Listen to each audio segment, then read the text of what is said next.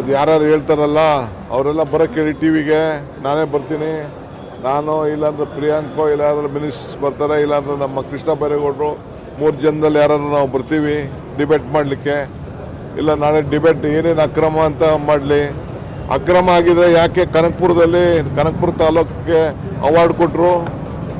ಅಕ್ರಮ ಆದವ್ರ ಬಗ್ಗೆ ಅವ್ರು ಏನು ಬೇಕಾದ್ರೂ ತನಿಖೆ ಮಾಡಲಿ. ಆದರೆ ಬಡ ಜನತೆಗೆ ಹೊಟ್ಟೆಗೆ ಲಾಸ್ ಆಗ್ತಿತ್ತಲ್ಲ, ಅದಕ್ಕೆ ಯಾರು ಕೊಡೋರು? 6,000 ಕೋಟಿ ರೂಪಾಯಿ ಒಂದು ವರ್ಷಕ್ಕೆ ನಾವು ಕೆಲಸ ಮಾಡ್ತಿದ್ವಿ ನಾವು. ಹಂಗಾರೆ ಮಾಡಿದ್ದು ಸರಿ ಇಲ್ವಾ?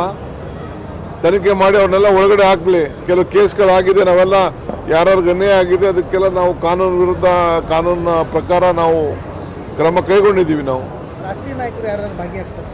ರಾಷ್ಟ್ರೀಯ ನಾಯಕರು ಯಾರು? ಇವರು ಸುರ್ಜೇವಾಲಾ ಇದು ಈಗ ಚೀಫ್ ಮಿನಿಸ್ಟರ್ ರಾಷ್ಟ್ರೀಯ ನಾಯಕರಲ್ವಾ? ನಾನು ಹಳ್ಳಿ ನಾಯಕ ಅಲ್ವಾ?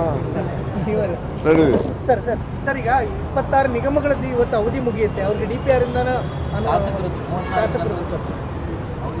ಅವಧಿ ಮುಗಿದಿದೆ ಸರ್. ಅವ್ರಿಗೆ DPR ಇಂದನೂ ಆಗಿಲ್ಲ. 2 ವರ್ಷ ಅಥವಾ ಇನ್ನೊಂದು ಆದೇಶ ಬರುವವರೆಗೂ ಅಂತ ಹೇಳಿದ್ದೀವಿ.